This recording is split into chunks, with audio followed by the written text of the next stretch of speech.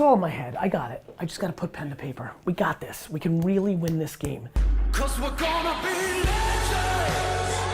Gonna get their attention. What we're doing here ain't just scary. It's about to be legendary.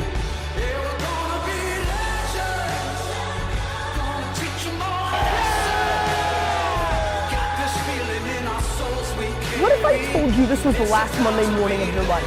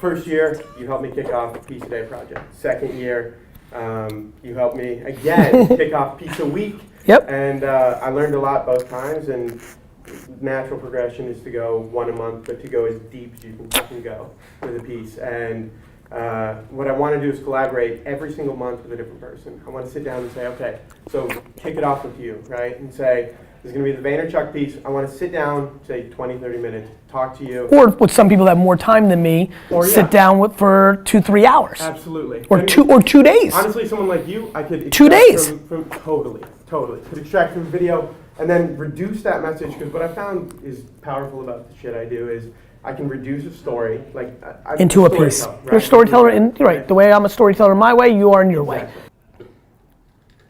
Dude, I appreciate the time. I love you, man. Good luck to you. Look, you guys be well. You too. Playing to the apps, all that. You rock. Rock on, brother. What's going on? Later. 104's done? Hello? Hey, How are you? I'm really well. How are you? I'm trying to freak out.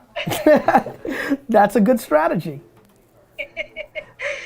We don't want to spend our entire 60-second club on the freak out. No, not at all. Very cool. So what do you want to do in our time here? I actually wanted to know, I know that in a couple of your snaps you said, you have a family, and I know you don't show like your kids on Snap and stuff like that, but I'm just curious on how you balance it all. I kind of do a couple different things, and for a while there I kind of felt like I had everything at least, up in the air, and then it kind of all came down, and now just trying to get everything spinning again. I just feel like, if I'm doing good on one, then I'm failing at another, and I just want to know how you balance it all. I think I balance it all by not judging myself too harshly. I think that's really where it starts and stops. I think way too many people have lost the work-life balance before it even started, because they're gonna be critical on themselves regardless of it, right? It's so hard to balance. And so for me, I just know I'm doing the best that I can. And if I'm doing the best that I can, that in itself has put me in a position to succeed. And some days that means that I have to choose my family time on a Friday night, or Sunday morning, an executive ran into me on Saturday and asked me to meet for coffee and wanted to jam, and I just couldn't. I couldn't because of the family time, right? And so that's the family being chosen. Other times I'm, flying and speaking somewhere or having a big meeting, and I'm missing, some sort of like school function that I don't want to miss. And that's the other way. And the truth is, I just don't beat myself up. All of us are trying the best we can. And so as long as, nothing is glaring, and to me, glaring is the following. My kids have become completely horrible people and have major problems in society, and/or I go directly out of business in my businesses. As long as neither one of those are happening, I think it's gonna be okay.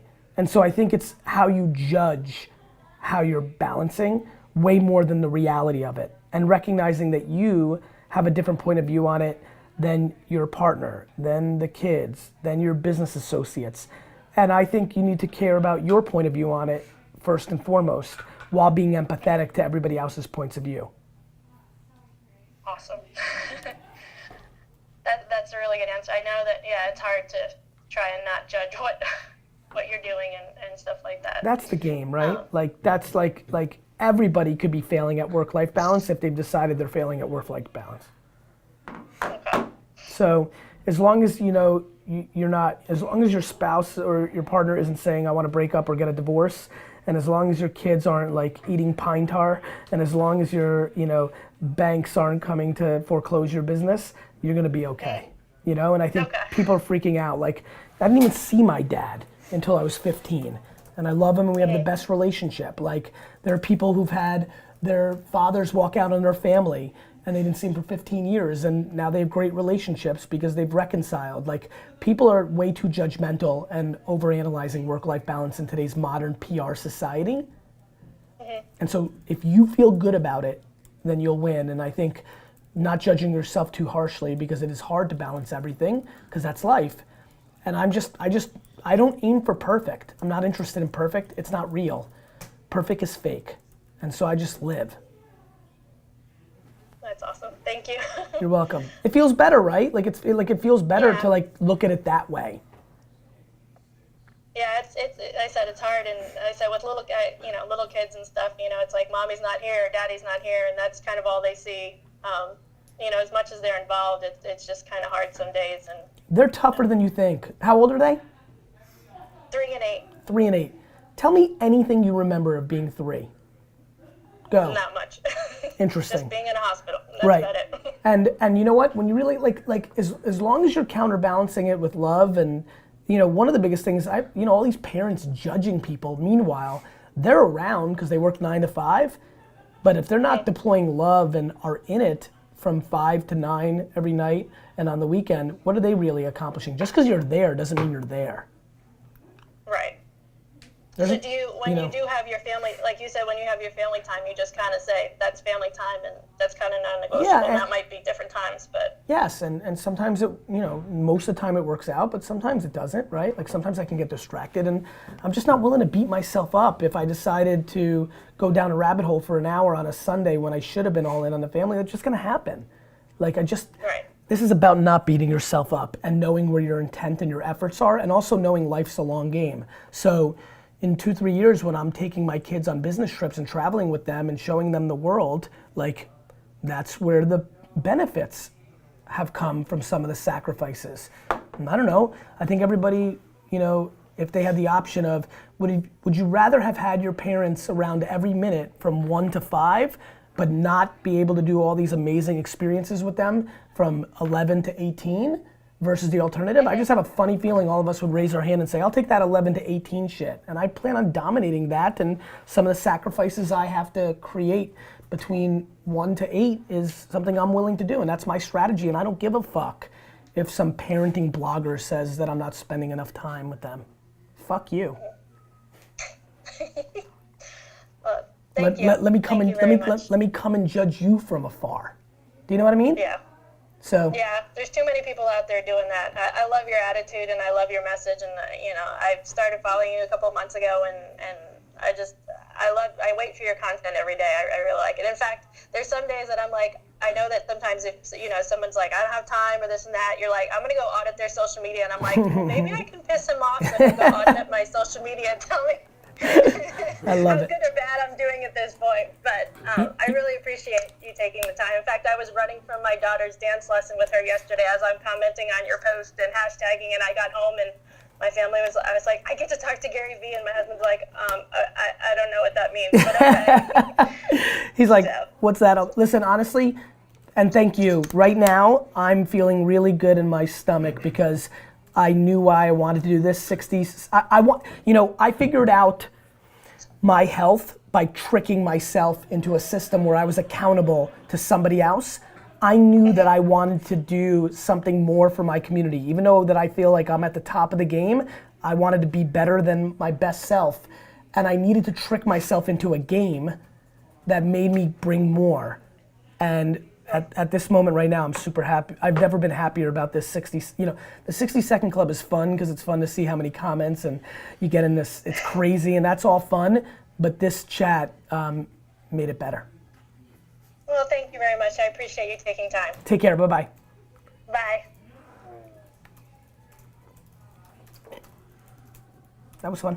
That was good. You want to go? 60 Second Club.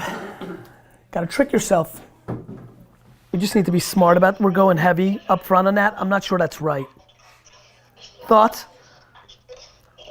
I think my thought is that we need to position how we're different than holding companies from like a workflow perspective, but say that we're still call ourselves an agency because that's what we are. I mean, we are an agency. And I do think the point of essentially us saying we are better aligned than other agencies is still a super valid point. I think actually carries a lot of weight. I do too. I just wonder if it's something I talk over to and we just show that we're the best modern day digital agency in the world. I'm just debating that. Yep. And I actually think that sells better, but I'm still consuming this. Keep going. So I think the initial push on this though, Gary, was that this was the deck that was supposed to sell without you. Right, so I'm just wondering if that's even something we want to, like, how do we even sell that without me is something worth debating.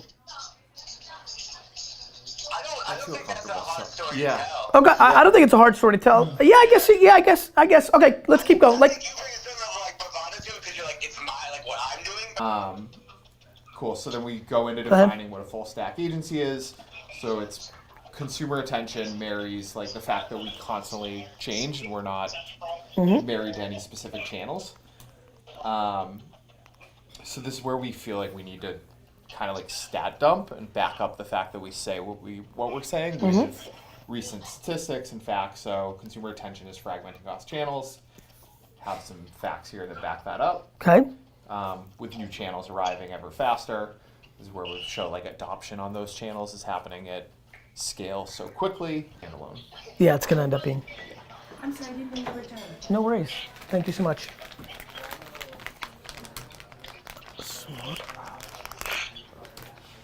I'll wait till you finish the skating.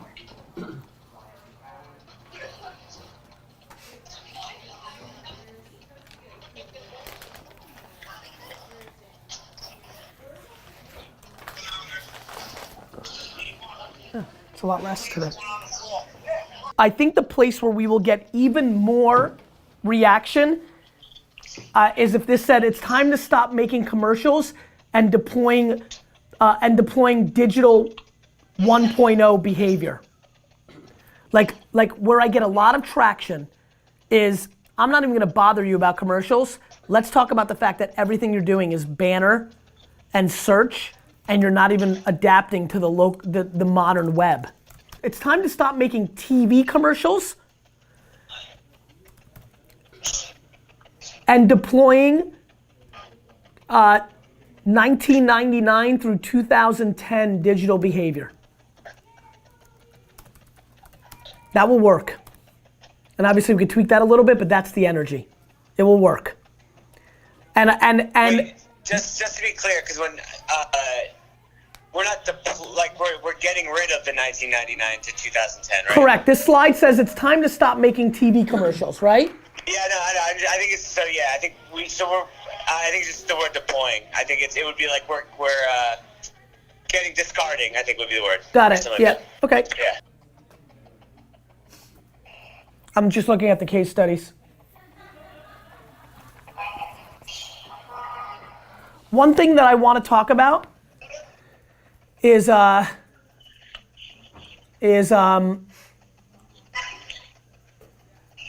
don't like this slide so much. I don't think it's a big enough disparity. I don't like it at all. I'm just talking about the Honey Empire. One thing we don't talk about is how we think about images on Facebook and Instagram as print and billboards versus banners. Print, billboard, and banners, like the modern way of doing it. It's another way to do more of that work that I believe in, and just something that doesn't come across here, shows our other capabilities besides video. So just something to think about. Okay. I also like some of the Vayner smart work. Oh, it's right here. Got it. Good. Okay. Or is it like the new place to spend your money? Those are the two things that stand out. That and probably our favorite videos. Don't we have some other CPG videos that we can feel good about in some way? Yeah, we could show Swedish Fish. Yes. Show ICC. We're showing ICC. I really like Swedish Fish.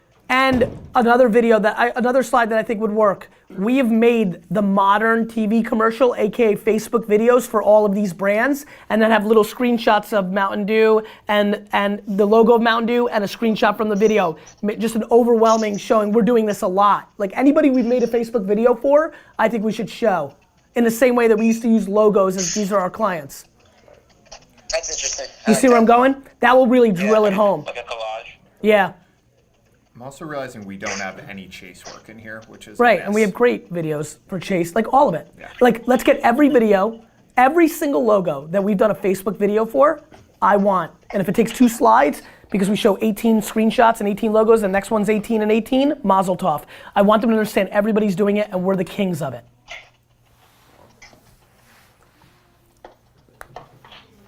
Those Facebook video drive home, and then a much deeper oomph to our media capabilities, and that's that.